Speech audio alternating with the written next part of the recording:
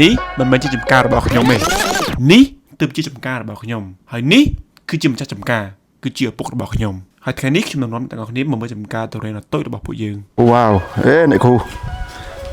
អ្នកគ្រូ Yeah, I'm coming ការខ្លាយដបងទៅបាត់ហ្នឹងទៅថ្ងៃហ្នឹង wow ទុរេន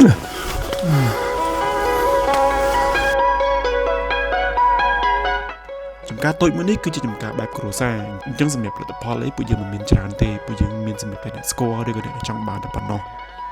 ប៉ុន្តែអ្វីដែលអាចធានាបានគឺទុរេនយើងធម្មជាតិ 100% អត់មានប្រើថ្នាំគីមីដើម្បីឲ្យដាក់វាទុំទេ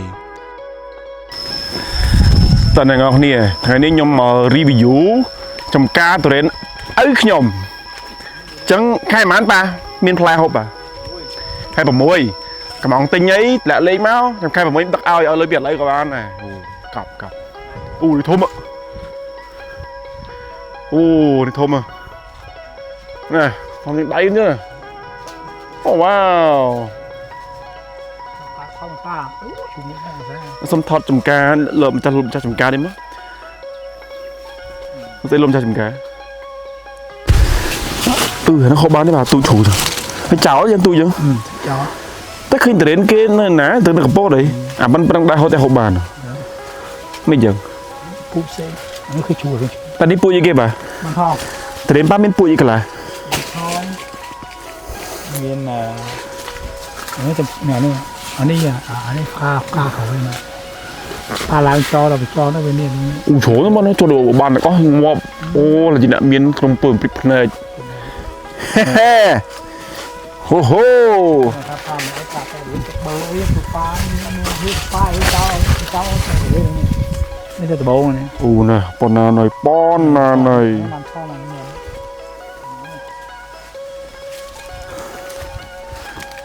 ហូរ៉េនមិនមែនទុរេនដែលចិត្តខាងទេទុរេនខ្មែរដាំដោយកសិករខ្មែរនេះហូបលក់អីទិញហូបលក់បានទេបាទនេះតើកក់ពីឥឡូវ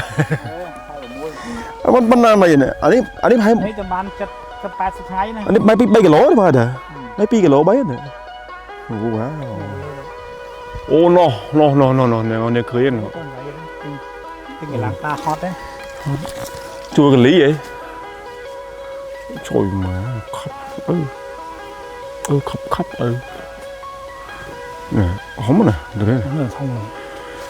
នេះផលិតផលខ្មែរបងប្អូនអត់មានផលិតផលអីណាពីណីមកនៅពេជ្រណិលយើងនេះស្វាយឪដាំហូបទៅហូបទៅហូបប្រកែហូប នេះអានេះអាស៊ីខៃអានេះចូលខៃ5ស៊ីអានេះមានសាំស៊ី หมูสังคิงโอ้ไอ้แกบัสไอ้เดรนไม่มันแกไอ้เดรนยังแบบมูลอะไรอยู่อันนี้หมูสังคิงมองบนหมูสังคิง នេះខ្លាចជាងនឹងបើបានថង3 20000 30000នេះ4 50000 จังนั้นมีมันไทยไหมแบบ ដល់ដុល្លារ มีหมูสังคิงไทยไหมแบบ ខាងជាងគេ เดรนบ่อยกี่ អត់បានដូរឌីលី อันโดนีซีอ๋อจะเอาขานังซินิเชอร์เกในกระโปดนะเนื้ออูน่ะปอนอันไหนเต็มมาเต็มละเลยแต่ตั้งมาเดี๋ยวเลยเอามาเดี๋ยวเลยน่ะโจ้ยติงผลิตภัณฑ์จีดก็ทอดระบบโบด้วยปลาหยงก็หมดเลยจะกาเรียนไหนปีนั้นที่กล้องมันเลยจะกาไอ้ก็เลยจะกาบันยัวไอ้เรียนก็ดำมันเติมดำเต้ดำปลาไฮจี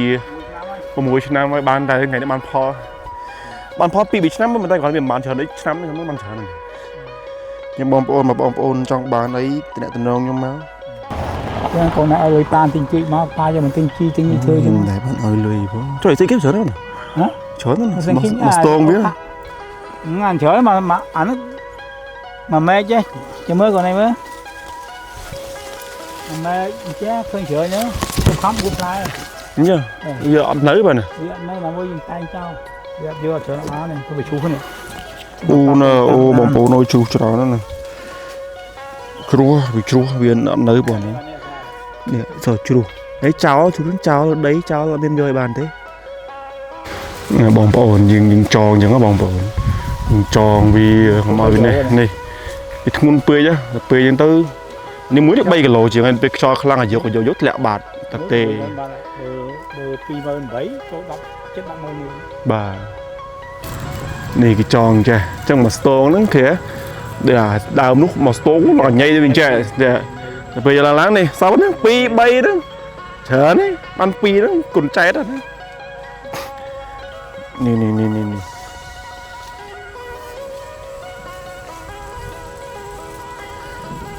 ខែ1អានេះអាយុវាប្រហែល85ថ្ងៃហើយប៉ុណ្ណឹងវាអាយុ30ថ្ងៃ40ថ្ងៃប៉ុណ្ណឹងត្រូវជ្រុះហើយ មិនចឹង ប៉ុន្តែអានោះវាអញ្ចឹងវាបើចិញ្ចឹមត្រួយជ្រុះផ្លែ អូមានថា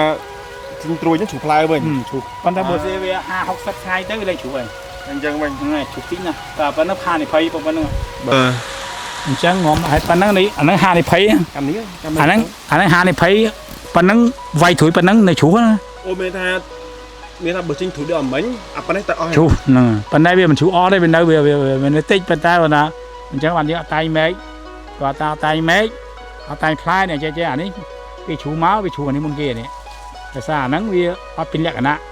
អញ្ចឹងពេលវាវាយត្រួយវាជ្រុះនឹងមុនងំទៅជ្រុះអានេះបានអាយុបាន50-60ថ្ងៃវាលែងជ្រុះហើយដាក់ 40000 ហ្នឹងតាមទិញសើមិញឲ្យសេវាគេ10000ទៀត90000ពីដើម 40000 ខ្ញុំមិនថាយើងព្យាយាមប្រើផលិតផលរបស់យើងឲ្យបានច្រើនវាជួយជាតិលុយវាហូរនៅក្នុងស្រុកយើងមានតែហូរទាំងក្រៅណាអញ្ចឹងខ្ញុំមិនថាបើយើងគ្រប់គ្រងផលិតផលក្នុងស្រុកឲ្យបានច្រើនវាល្អមែនទែន មើលទៅណែពេលកាប់ទេ